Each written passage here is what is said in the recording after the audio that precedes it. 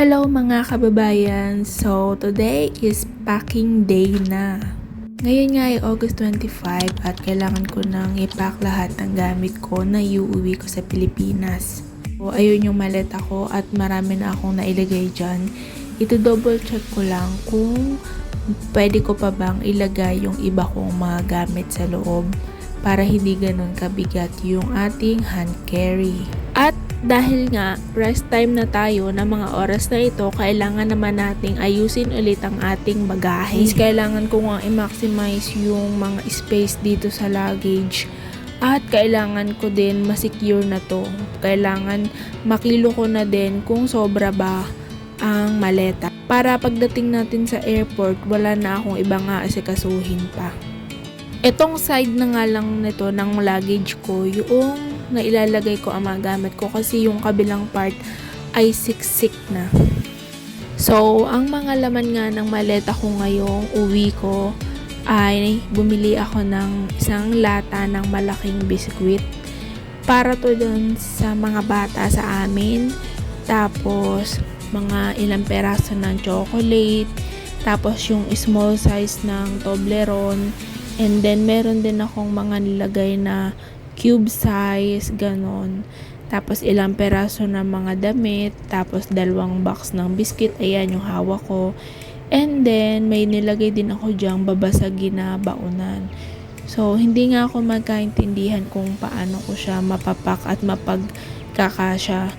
Tapos, may babasagin pa. So, kailangan natin ma-secure para kahit ihagis-hagis ito doon sa airport or sa aeroplano kapag inayos na, secure yung ating gamit.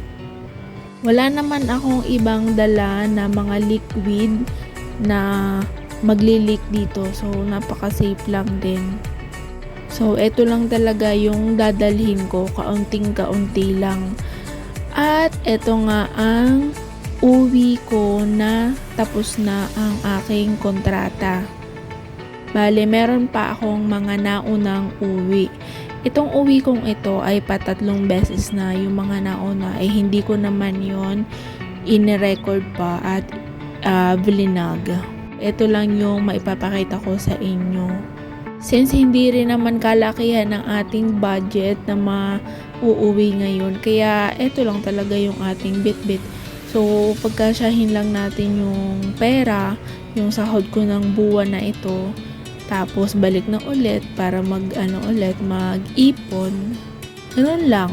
Hindi naman kailangan ng maraming pasalubong sa pamilya. Ang mahalaga, meron ka ding dalang cash para pag uwi, merong magagastos. Ayun kasi ang yung perspective ko sa buhay.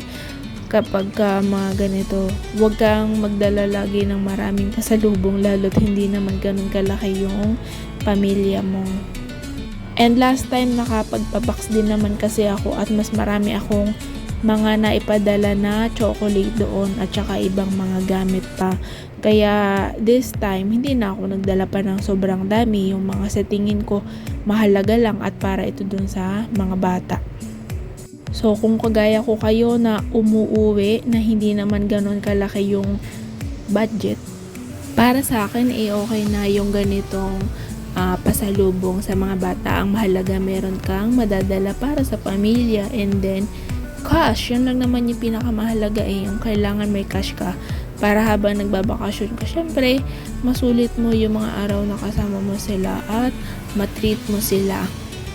At habang pinapanood nyo ang aking pag-i-empake dito, maaari lamang na paki-like and paki-subscribe na rin ang aking channel kung kayo ay natutuwa sa aking mga video, at mas marami pa ako may upload pa sa mga susunod pang video. Sana makatulong sa inyo ang aking vlog. So, hopefully, mag-subscribe kayo sa aking munting channel. Paki-share na rin kung maaari, at maraming salamat. Huwag niyo na rin kalimutan pindutin yung kalembang dyan para ma-notify kayo para sa aking susunod na video. At dahil natapos na nga ako dun sa maleta, dito naman tayo sa aking pang hand carry na backpack. So, kailangan natin magdala ng mga personal things at yung ibang mga requirements na may papakita natin sa airport. Mahalaga din kasi na madali mong makukuha yung mga gamit dito sa hand carry natin para hindi na tayo ma-hassle-hassle pa. So, kailangan prepare na talaga bago pa makapunta ng airport. Mahirap kasi pag doon mo pa ito naasikaso lahat-lahat eh. So, this time nga is araw na ng aking flight. At nandito na tayo, papunta na tayo sa exciting part, ang pag-uwi na. Hapon nga ito, papunta ko sa airport at ngayon nandito ako sa MTR station para pumunta na ng airport. So, sana maging smooth lang yung ating biyahe ngayong gabi para makauwi na tayo sa atin. Pinasakay nga lang pala ako ng aking amo papunta ng airport dito sa train. So, mag-subway lang tayo mula dito sa amin hanggang airport. So, first time ko nga na pumunta doon sa airport na magsa-subway ako or magte-train. So, first time ko lang ito. Last time kasi nung pinauwi nila ako is pinag-book ako ng amo ko ng taxi papunta ng airport. So, dire-diretso na yun hanggang Terminal 1. This time naman, naka-train ako papunta doon. So, ayan, mabilisan lang naman yan.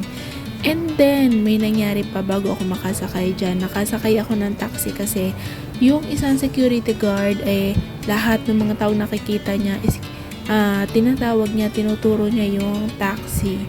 Ayun, napasakay ako dun sa taxi and then tinawagan ko yung amo kung kailangan bang mag-taxi at sabi naman niya hindi na daw. So, kailangan ko talaga mag-train. Ay, naku, muntik na talaga. So, this time, dito na tayo para mag-check-in ng baggage. At pagkatapos niyan, pwede na tayo mag-chillax na lang. So, napakalayo nga ng gate dito. Kailangan nating pumunta ng maaga at mahanap ng maaga ang ating gate.